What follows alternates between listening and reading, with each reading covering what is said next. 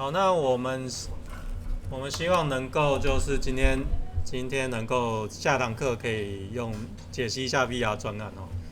那我们先把上堂课先把 VR 的东西，就是设备这些讲一讲，然后怎么样用 Steam VR，然后我们教室里面都有灌 Steam VR。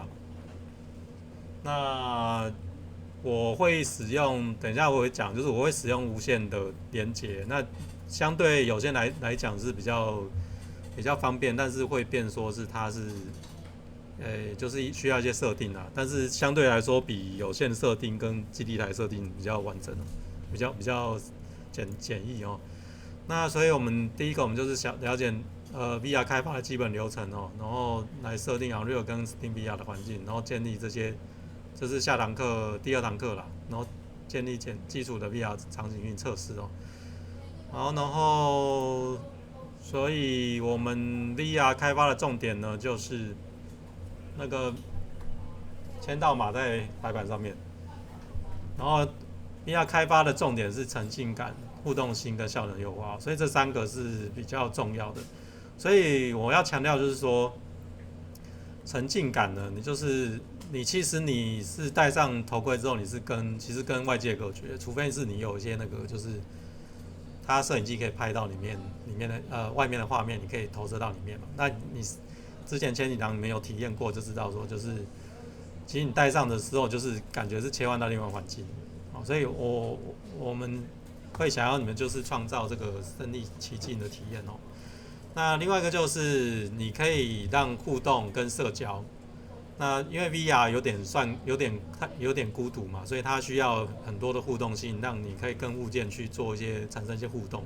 那另外一个就是社交，那个 Meta、Facebook 它就是把这个社交的这个部分拉进 VR 里面，所以让你比如说你就在台湾，你可以跟美国人去对话，或者是跟美国东岸或者美国西岸，或者是加拿大，或者是欧洲、英国，然后甚至说法国这些。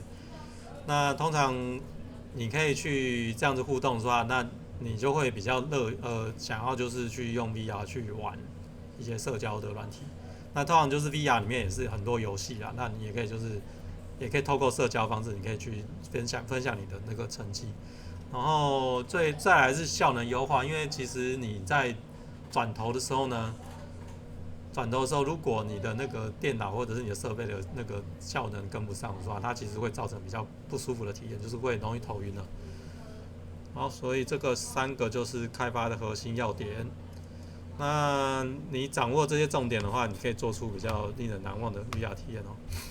好，然后 Steam VR 资源的装置，现在目前应该都是资源啦，就是有资源多种品牌，然后 HTC Vive、Valve Index 的之类的。然后控制器呢，也是它可以支援控制器，也可以支援手势或者按键输入。那有些像嗅觉那些，或者是眼锥的话，那些就是它需要一些 plugin 啊，或者是一些外挂哦。然后基站的话，就是 HTC Vive 使用的，那就是我们摄影棚，我们学校摄影棚应该有了，就是有 Vive 的设备。那老师这边是用那个快摄3嘛哦，比较容易携带这样子。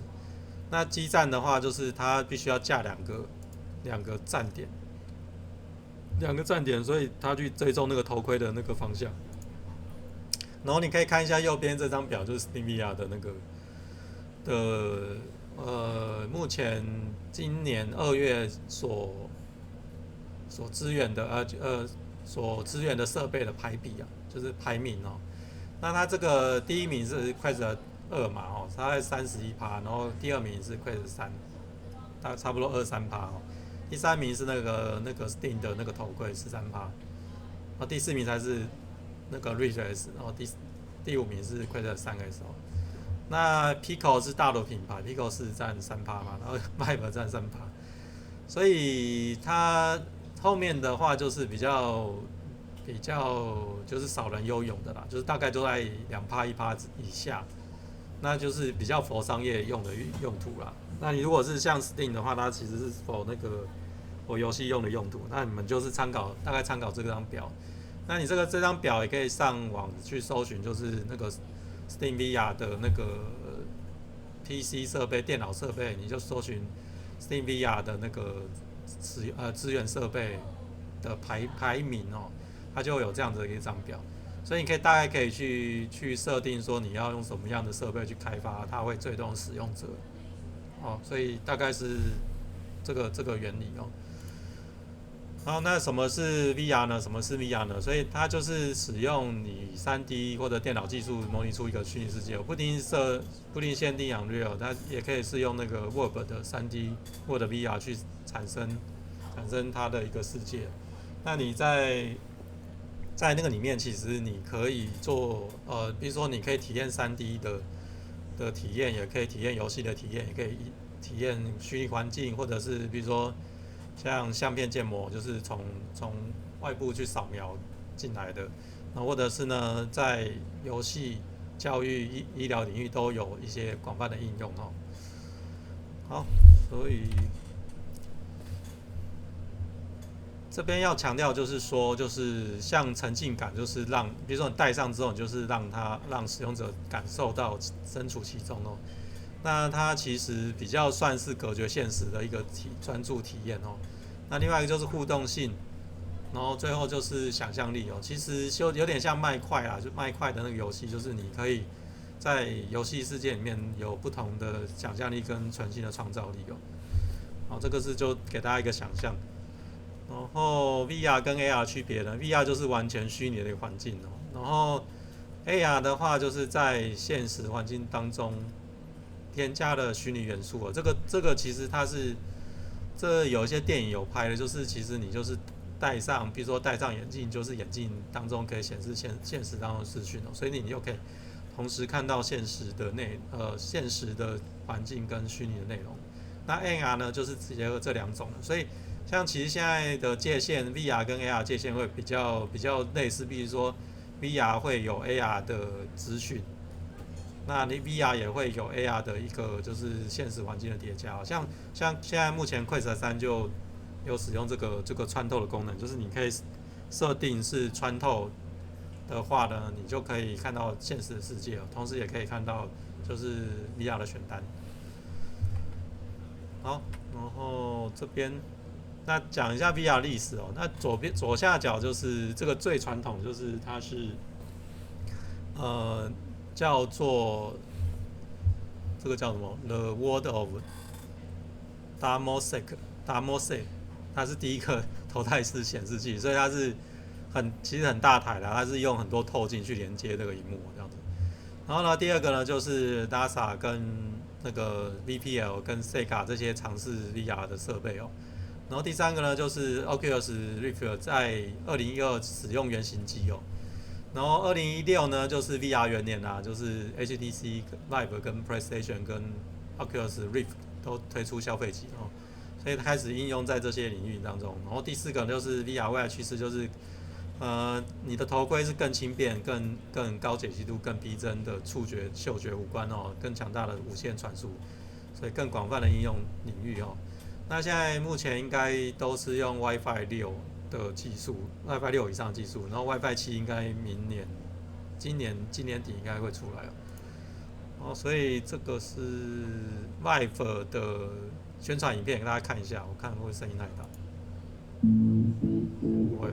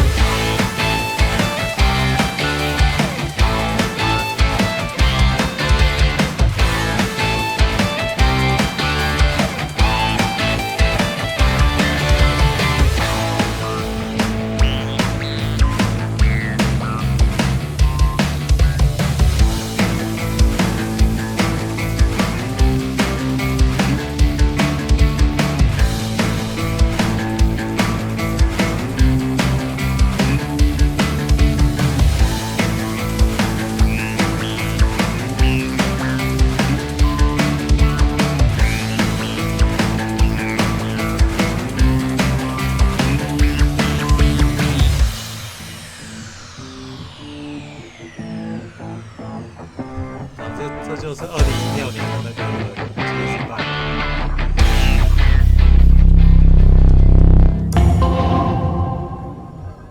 好，但是就是最近变成商用化，就是它变商业应用。那这是2016年的这个。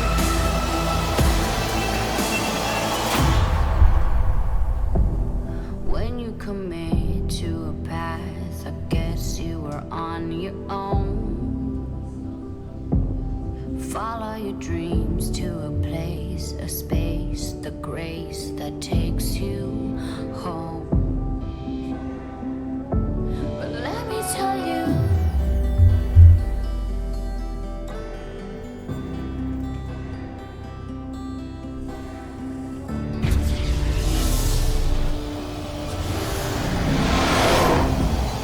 let me tell you, I'm ready to fly. I survived through rainstorms, sandstorms. I fought the war. Now it's time to go home. It's time to go home.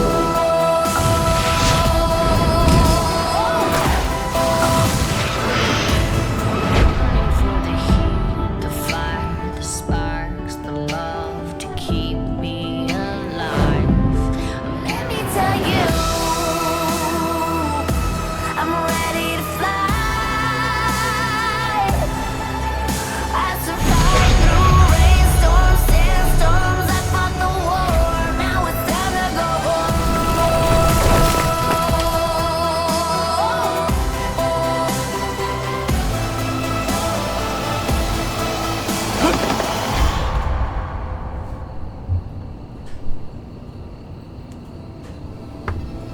I'm ready to fly.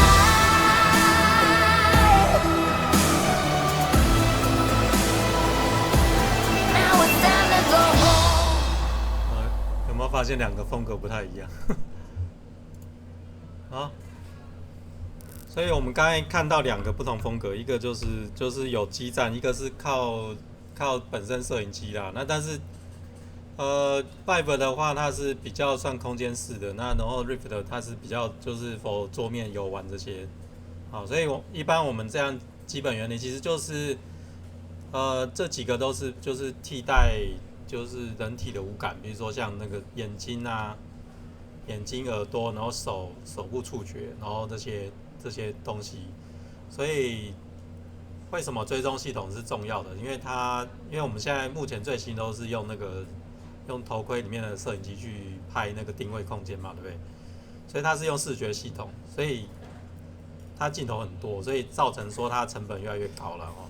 那但是还好，就是说你不用再去换一个环境就去装那个基站啊。所以像你可以看到说，有些人是在外面，或者比如说需要那个长时间的移动旅行的时候，比如说像坐飞机啊，或者是你在医院可以用啊之类的。那变成说你不用只是看手机的一个方式啊。哦，那当然现在我知道现在年轻人就是那个看的荧幕很多啦，比如说手机啊，然后什么影片这些，所以相对来说 VR 这个游戏的体验的时间会被压缩到。那你自己像看 YouTube， 就是大家都几乎不看电视嘛，就是用看 YouTube 比较方便的。好，所以这边这个页面就大概讲这个无感的事情哦。好，然后我们讲一下设备的话，我们刚才有看到 HTC Vive 嘛，然后那个 Steam 的就是 Index 头盔，然后这个是 HT 的。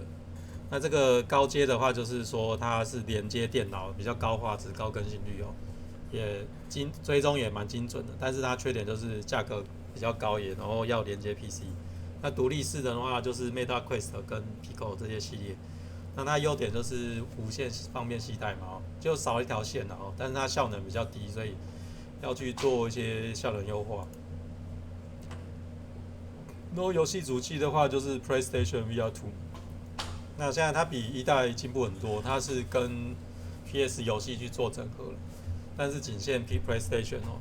然后手机 VR 呢，就是我们之前有带过一个，就是你用手机放到那个头盔装置里面，就是它可以帮你去做固定在头上面的动作，但是它其实它的帧数比较低啊。那相对来说，如果它帧数高是比较不会头晕，那它如果帧数比较低的话，比如说30-40帧的话，你转头的时候就很容易头晕，因为你转头速度跟不上，不，手机的速度跟不上你的转头速度。然后其他的就是说，其他一些高画质，像 Pimax， 然后 Roger 的 SR3 这些，但是它的价格比较高哈，就是一台就比较贵，可能2万多、3万多这样子。然后 Apple Vision Pro 的话，就是你们可以去101或者是那个 A13那边体验一下，它可以预约体验。那它的画质是比较好的，但是就是说，就是价格比较昂贵，大概一台就。它是好像$3000多吧，对，就是要台币10万嘛。然后今年的话，好像年初有推出那个 Android SR， 就长这样子。然后它是比较强调跟 Android 生态的整合，就是其实它是模仿 Vision Pro， 因为 Vision Pro 都出了，所以它就相对也要出了。但是通常就是因为 Android 的这个 VR 的系统已经蛮成熟了，所以它这样出的话，等于说就是拿人家的现有技术来整合了哦，所以相对来说就是应该算蛮成熟的。好，这个就是 Oculus 的所有品牌，就是我们之前前面不是有讲到202嘛，对。然后接下来2013就是这个，其实上面就是原型机啦 ，DK1 啊 ，DK2。然后 Gear VR 就是要放手机的，然后2016就是这个 CV1 就是消费级，然后 Oculus Go， 然后 Quest 2， 然后 Quest 3、Quest Pro、Quest 3S 这样。这边我应该这边都有买了，买到边这边啊。这个 Pro 好像现在没卖，就比较贵，我好像也是2-3千块美金哦。那 3S 就比较便宜的，大家可以如果手头有宽裕的话，可以买一下。然后这个是应该是我看一下，应该是 Go 的拆解吧，就是你可以看到里面是有散热风扇，然后有晶片组嘛，然后有镜头，然后有这个外面就是外面几个镜头，4个镜头这样，然后里面是那个萤幕跟你的那个结合眼镜的地方。哦，这 Quest 2了，这些。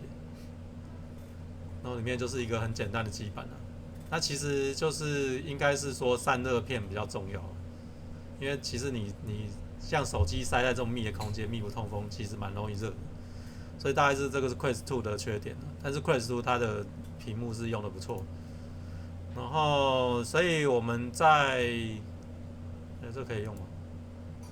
哦，可以用。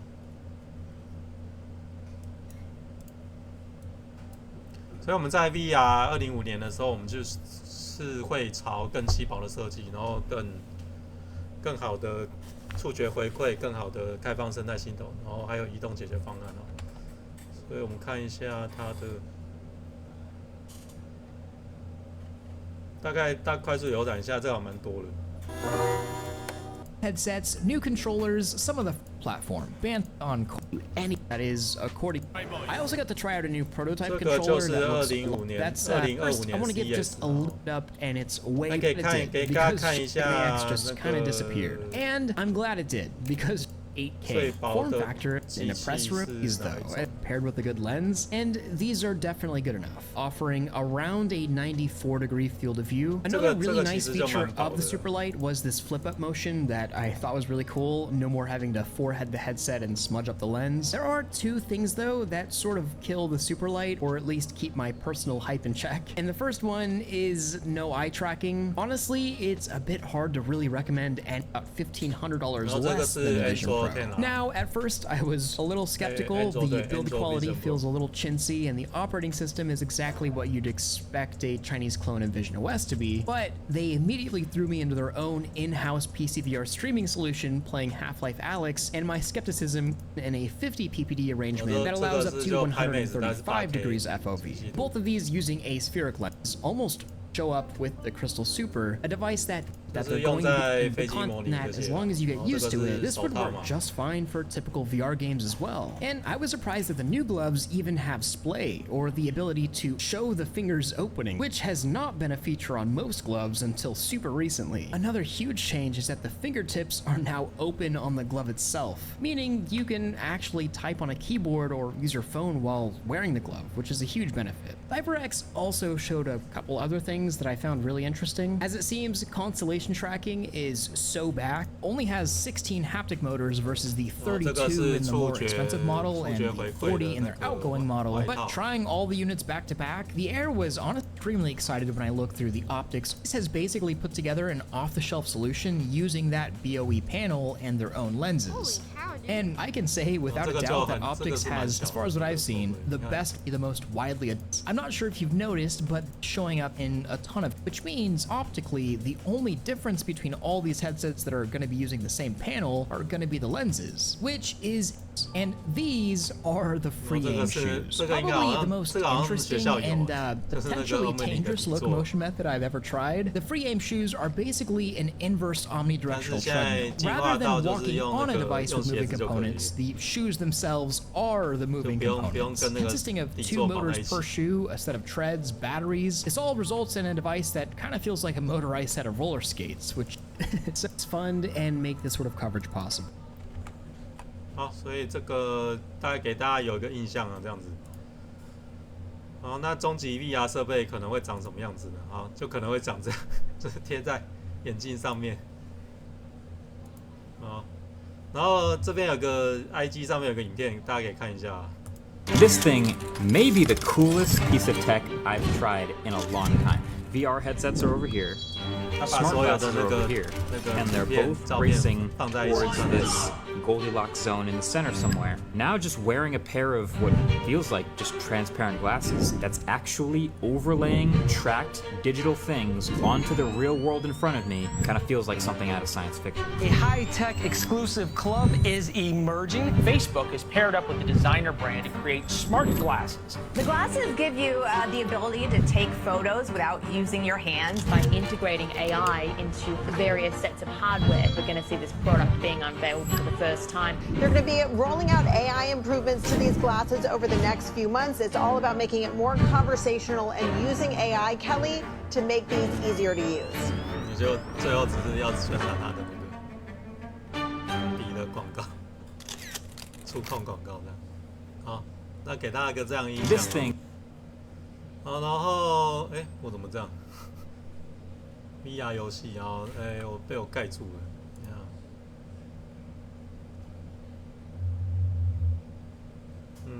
大家再看一下那个这个大概我们这几个领域啊，游戏、影视啊、教育、医疗这样子。然后看一下这个游戏。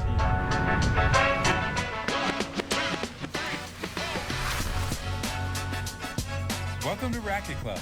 We're bringing the spirit of your local racket club 就是你 into 其实 VR. 可以参考一下怎么样玩。 Play multiple racket sports including 怎么 pickleball, 样设计？ table tennis, box tennis, and spinman, 那像 all 这种 from one 这 club. 种运动类，其 And 实 the 他 best 们 part, 就是 we're constantly working on 大家要 updates 做 for the 蛮 game, 好的，所以 including 大概 new 你还 sports. 是要有一些特色。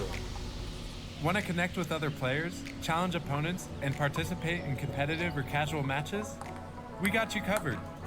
At its core, Racket Club is a social hub and truly feels like a 那像 real 我刚 racket 才 sports 讲到 club, 社交 just 的 in 部分，就 VR. 是你可以用这个 VR 游 Interested 戏、 in VR competitive 运动游 play? 戏可以 Compete in 去 thrilling matches, 连线 refine 啊， your 或者 skills, 是 and rise 建 to 立一 the 些社 ranks. 交。 Is solo play more your style? Train against our player-trained bots and progress through challenges. Our advanced physics and precise mechanics ensure every shot feels natural and responsive, giving you an authentic sports experience. You can also progress through challenges, earn in-game currency, and unlock a variety of customization options in the shop, from apparel to accessories. So what are you waiting for? Step into the Racket Club today. 然后他们还可以用用点数去买买鞋子。然后这个就是蝙蝠侠啦。 Themes and 给大家看一下玩法就好。 success. 现在。We're sitting here in Abbey. The fist, the way you punch through your journey, that sort of movement and pacing of it. 那这个就是第一人称啊，第一人称就不是传送的，然后你传送比较不会晕，然后你第一人称如果就是没有睡饱就比较容易。但它是蛮好玩的啊，就是你可以去挥拳去打那个坏人。我这边我的那个我真的有买，我同学跟我约那个约看那个游戏，约玩游戏。Commissioner. For a second there, I thought you were a rat. One of the undeniably magical aspects of 然后这个就是 VR 侦探。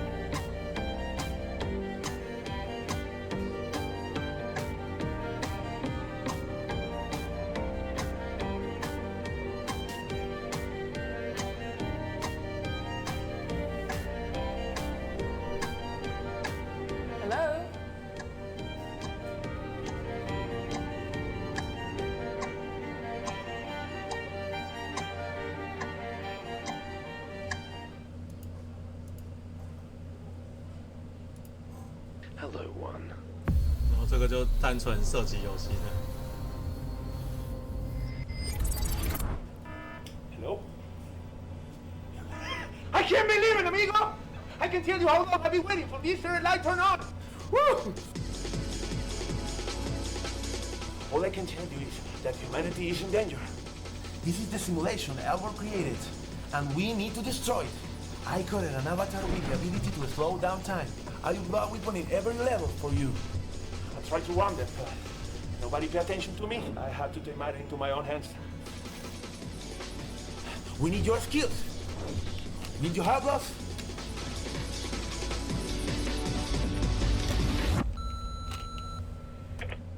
Now, one, here's where you come in. You can either choose to. 好，这边那另外要提到就是其实不只是游戏啦，也有360影片一些360图片啦。那你常用就是用这些游戏引擎跟建模软体，然后也可以使用这种360摄影机去拍摄，就是让它去做串接哦。那也可以使用就是像 Adobe 或者是 Final Cut 这些软体去做剪接。好，所以从概念发想，然后再到引擎整合、测试、优化、发布哦。所以你在创建的时候，你要先设定目标受众跟互动方式哦。好，所以它的剧本跟脚本的话，通常都是 for VR 的。所以像 VR 有一些特性啊，比如说像是可以转头或者是宽萤幕，这个是现实当中电影没办法做到的。那会有不同方式，比如说像是设立三个不同的角度，比如说人的前面、人的左边，或者是电话的另外一端的那个人物在对话的人物这样子，所以你可以一次看到，比如说你左到右可以一次看到3个萤幕，就是你可以看到3件事，3个空间在发生的事情哦，所以这个是比较 VR 的一个特性哦。然后给大家看这个就是刚刚提到那个电影，看一下，那它本身应该是有用360度的，所以它把所有的方式都整合进去。我看有没有？没有，就是这个要在 VR 里面看，大概是这个图上。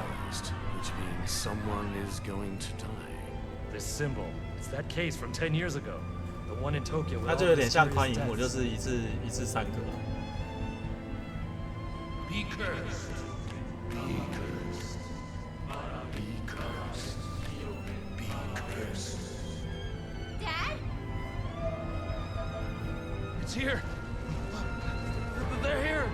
Hey, what's going on? There's nowhere we can go. Dad! There's no escaping death.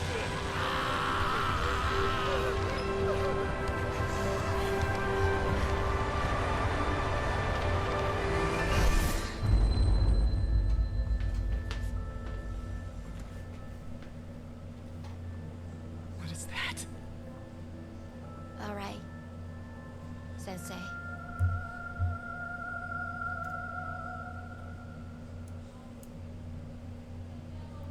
所以这边刚才就提到，就是你 VR 动画就是沉浸式体验嘛，沉浸式，然后360度，然后可以做一些互动元素这样。然后这个是国内的，国内看一下，看可不可以看，就是它这个有个报道啊。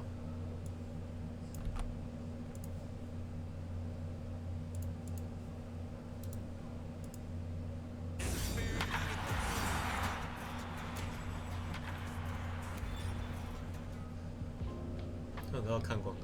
美是由自身主动去创造的经验，人生并不总是如意，但当我们拥有负担生活重量的方法，就是美丽的。这是我的发生，我的故事，我选择要这么活。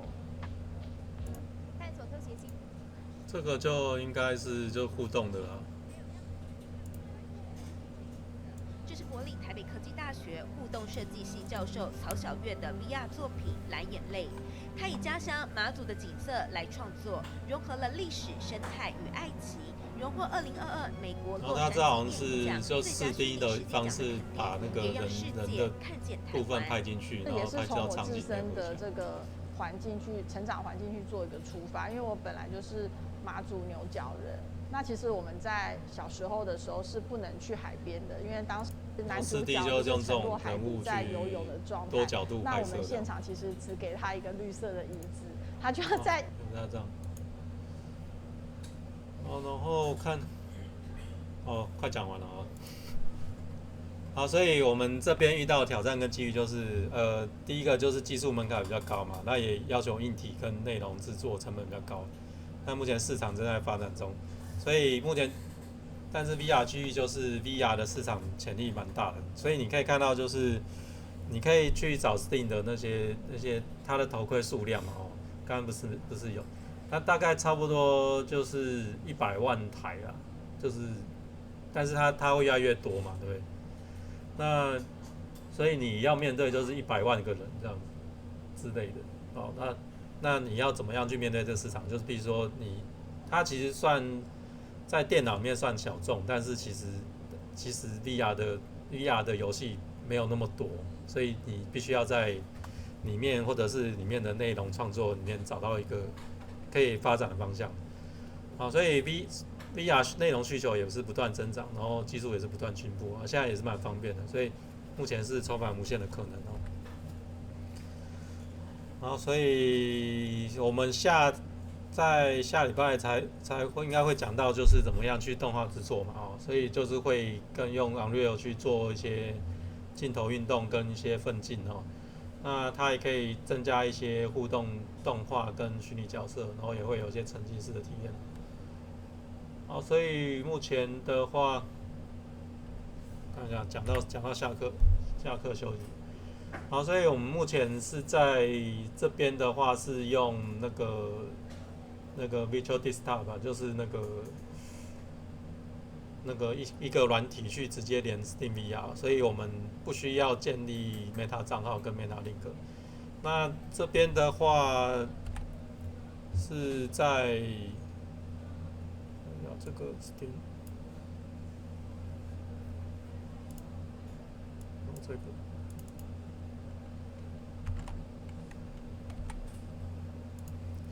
其实就这两个，这个软体啊，然后跟 Steam VR， 然后这两个呢，那你就不需要开这个，因为这个需要设定账号啦。这 Meta Quest 的 link， 那它 link 之后，它要做一些设定，就是跟账号绑定，但是同时它可以就是直接连接，比较像素比较高了哦，就是这样子。 所以这样，大概是这两个软体啊。然后你进来之后呢，就其实就是在这边呢，你就可以使用 VR Preview 了。哦，就是我们是用那个 Steam VR 的系统。哦，这样子比较相容啦，就是通常你直接在这边，其他就是它有一个相容的一个 plugin， 看一下，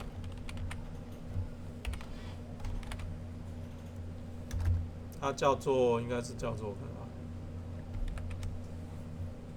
OpenSR 的这个 plugin 啊，所以它目前是内建的。那你开其他的专案档是没有，所以你要开那个 VR 的专案档才会有。好，到这边差不多了，有没有什么问题？先下课休息一下好了。